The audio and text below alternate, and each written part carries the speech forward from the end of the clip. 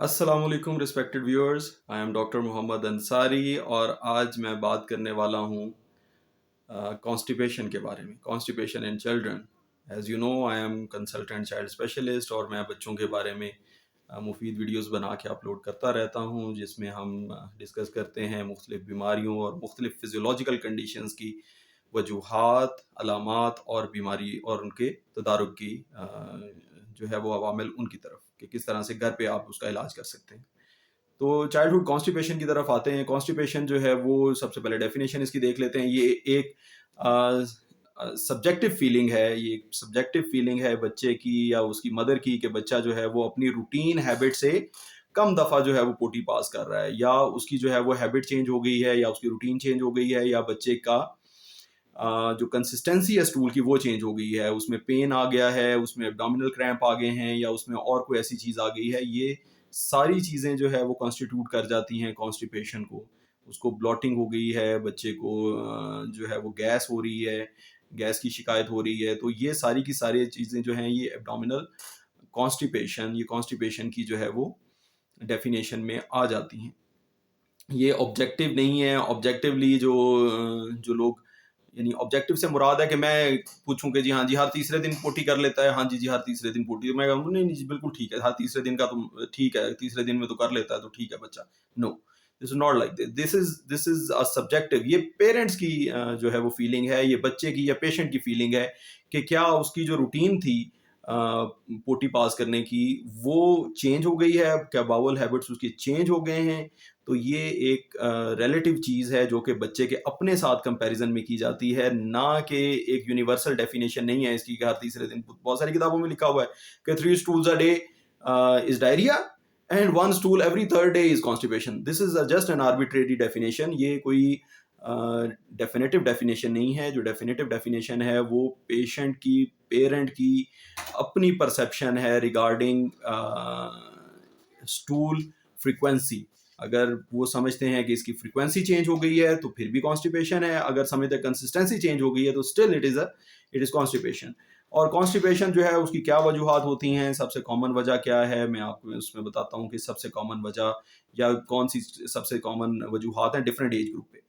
जब बेबी शुरू में पैदा होता है तो वो माँ का दूध पीता है या डब्बे का दूध पीता है, तो सिर्फ मिल्क फीड के ऊपर जब बच्चा शुरू में होता है तो उसको, उसका स्टूल, नंबर ऑफ स्टूल जो है वो अच्छे होते हैं अनलेस उसमें दूध की कमी हो। या तो माँ के दूध की कमी है, या ऊपर से जो एड ऑन फार्मूला ले रहा है उसकी कमी है, या बच्चा जो है वो खुला दूध ले रहा है, भैंस गाय बकरी का दूध ले रहा है, तो उसकी वजह से अगर कमी है इन दूधों की तो कॉन्स्टिपेशन होगी। नंबर दो, गाय भैंस बकरी का दूध जो है ये इंसानी बच्चे के लिए नहीं है, ये थोड़ा सा मुख्तलिफ है। ये आंतों को जाके इरिटेट करता है, सुजा देता है, सोजिश करता है। उसकी वजह से गाय भैंस बकरी का दूध देने से बच्चे को कब्ज हो जाती है, क्योंकि उसकी बड़ी आंत जो है वो इन्फ्लेम हो जाती है, छोटी आंत भी इन्फ्लेम होती है और उसकी हरकत कम हो जाती है। तो ये याद रखें हमेशा। इसी वजह से लोग इसका जो है वो हल ये निकालते हैं, जो जो लेस लर्नड पीपल हैं, what they do is they tell the parents के आप उसको हाफ डाइल्यूट कर लें, यानी आधा दूध ले लें और आधा उसमें पानी डाल लें। उससे कैलोरिक वैल्यूज की बहुत ज्यादा डाउन हो जाती है। बच्चा कैसे ग्रो करेगा जब उसको आप आधी कैलोरीज देंगे। तो ये एडवाइजेबल नहीं है। जिस बच्चे को तो गाय भैंस बकरी का दूध माफक आए वो तो ठीक है, लेकिन जिसको गाय भैंस बकरी का दूध माफक नहीं आ रहा, उसको कब्ज हो रही है पूरा का पूरा होल मिल्क देने से, तो उसमें प्लीज मिल्क चेंज करें। कैलोरिक वैल्यू गाय भैंस बकरी ह्यूमन मिल्क डब्बे के मिल्क में सब में एक ही होती है, 67 किलो कैलोरीज पर 100 ml। तो ये कैलोरिक वैल्यू तो हर दूध की एक ही है। आप अगर उसको डाइल्यूट कर देंगे तो वो उसकी हाफ रह जाएगी, 67 से वो 33.5 किलो कैलोरीज रह जाएगी पर 100 ml। आप 3 आउंस देंगे दूध बच्चे को, उसमें उसको सिर्फ 33 कैलोरीज मिलेंगी। वो बच्चा कितना दूध पिएगा? दूध तो पिएगा ना, जाहिर है उसकी ग्रोथ के लिए तो दूध चाहिए उसे। तो ये ऐसा नहीं करें, वाटर इंटॉक्सिकेशन ना करें अपने बच्चे को। अगर तो वो एक हेल्दी बच्चा है, एक अच्छे, एक जो है वो नॉर्मल बेबी है, वो डिमांड करेगा और से और। अगर उसके अंदर ऑलरेडी जो है वो मिनरल और आयरन और विटामिन्स की कमी नहीं है तो वो और डिमांड करेगा और उसको वाटर इंटॉक्सिकेशन हो सकती है। वो बार बार यूरिन पास करेगा, बार बार दूध पिएगा, क्योंकि उसकी कैलोरी रिक्वायरमेंट पूरी नहीं हो रही। और जब आप उसको जो है वो फुल अनथिकन फॉर्म में अनडाइल्यूटेड फॉर्म में देते हैं तो फिर उसको कॉन्स्टिपेशन हो जाती है। तो इस तरह के हालात में प्लीज अपने डॉक्टर से मशवरा करें।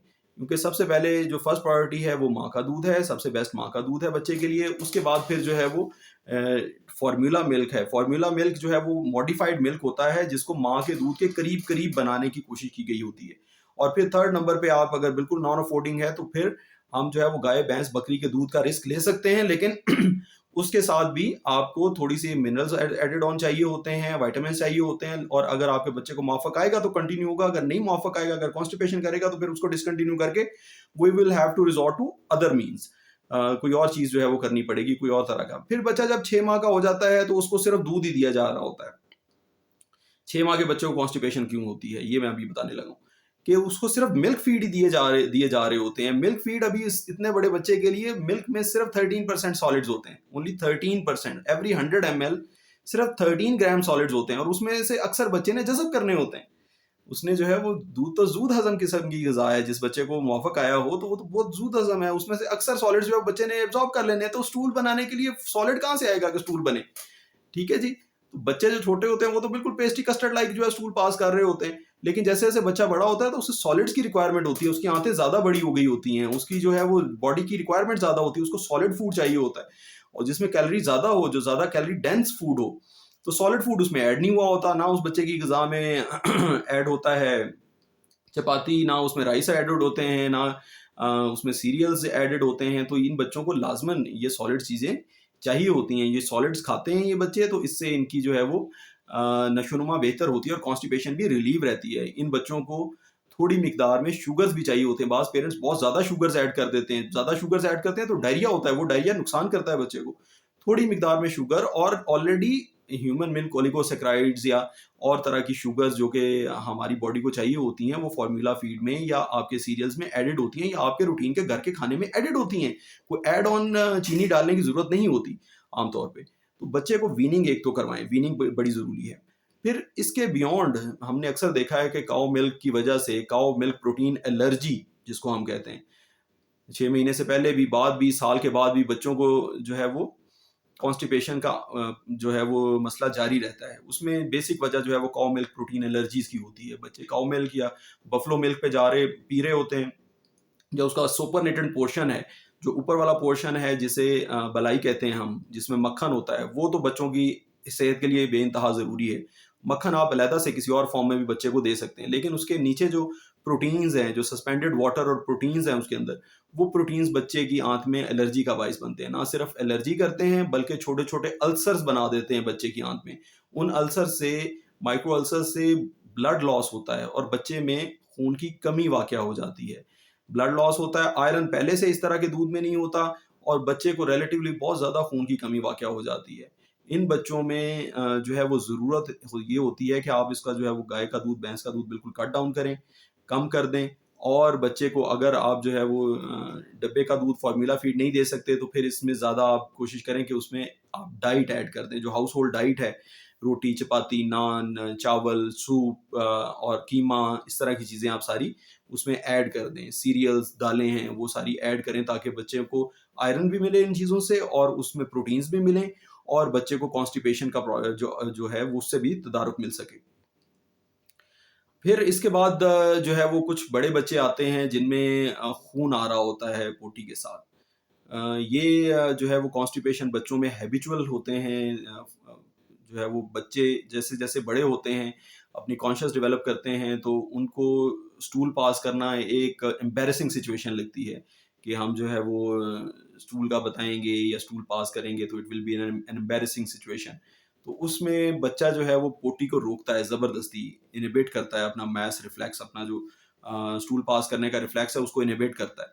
इसकी वजह से बच्चे में फंक्शनल कॉन्स्टिपेशन हो जाती है। बच्चे के अंदर बाज़ औक़ात इम्पैक्टेड स्टूल जो है हो जाते हैं, बड़ी आंत में स्टूल जो है वो फंस जाता है, और बच्चा उसके इर्द गिर्द से, जो नरम पोटी है वो उसके इर्द गिर्द से होके नीचे पास होती है। उसे फीकल स्वेलिंग भी हम कहते हैं। कैसे, ये बच्चा बताता नहीं है कि उसको अर्ज है पास की, और वो एकदम या प्रोग्रेसिवली बच्चा जो है उसमें अलामत आ जाती है फीकल स्वेलिंग की, यानी उसकी जो है वो पैंट, और पहले से टॉयलेट ट्रेंड होता है, लेकिन बाद में उसकी जो है वो पैंट जो है वो गंदी होना शुरू हो जाती है। स्कूल में जो है वो डेफिकेशन कर देता है, या बैठे बैठे उसको डेफिकेशन हो जाती है, उसको पता नहीं चलता कि मुझे जो है वो अर्ज हुई थी या नहीं हुई थी, क्योंकि उसको कंटिन्यूअसली अंदर जो है वो एक मैस पड़ा होता है, एक इम्पैक्टेड स्टूल पड़े होते हैं, उसको कंटिन्यूअसली एक फीलिंग आ रही होती है और वो आहिस्ता-आहिस्ता से उसकी फीलिंग जो है वो सप्रेस हो गई हुई होती है कि उसका जो बड़ी आंत है वो डायलेट हुई है, वो फैली हुई है और उसके साइड से लीक होके स्टूल जो है वो जो है वो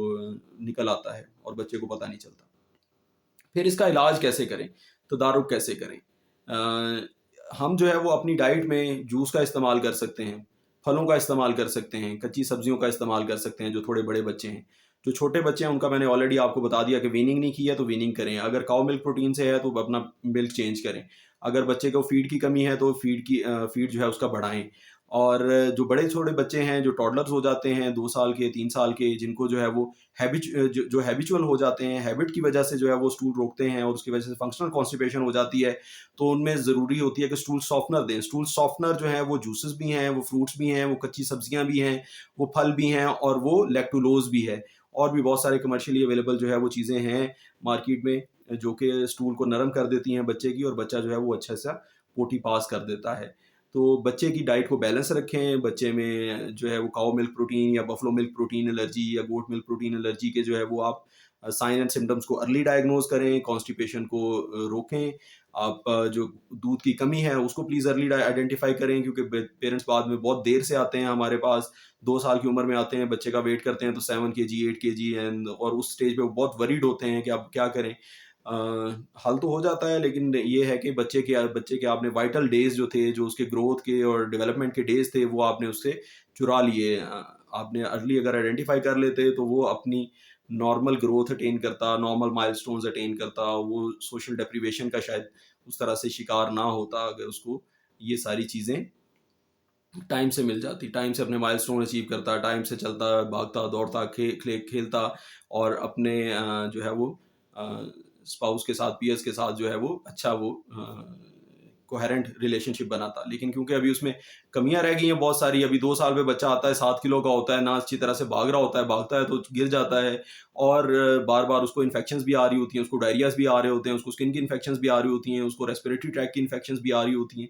तो इस स्टेज पे फिर काफ़ी कॉम्प्लेक्स हो जाता है इस चीज़ का इलाज और पेरेंट्स जो है वो जब सुनते हैं डॉक्टर के मुँह से कि कॉम्प्लेक्स है इलाज, काफ़ी ज़रा कोर्स करना पड़ेगा, तो वो कहते हैं डॉक्टर वैसे ही कह रहा है, ये तो हमें डरा रहा है और हम जो है ना नेक्स्ट टाइम किसी और डॉक्टर के पास जाएँगे। Instead of following the instructions वो डॉक्टर को जो है ना वो डिफाई करके वो आगे की तरफ चलना शुरू कर देते हैं। ज़रूरत इस चीज़ की है कि इन चीज़ों को अर्ली आइडेंटिफाई किया जाए और बच्चे को अपने को इस पोजीशन में आप लेके ही ना आएँ कि उसकी ग्रोथ रिटार्डेड हो, उसकी जो डेवलपमेंट है वो इम्पेयर्ड हो। तो ये मेरी व्यूअर्स आज की गुज़ारिशात थी। ये आज की वीडियो थी अबाउट कॉन्स्टिपेशन। उम्मीद है आप लोगों को पसंद आई होगी और अपने दोस्तों को रिकमेंड कीजिए, मेरा पेज लाइक कीजिए, सब्सक्राइब कीजिए और अगर आपको कोई क्वेरी हो तो कमेंट सेक्शन में ज़रूर पूछें, इंशाल्लाह मैं आंसर करूँगा। Thank you very much. अस्सलाम वालेकुम।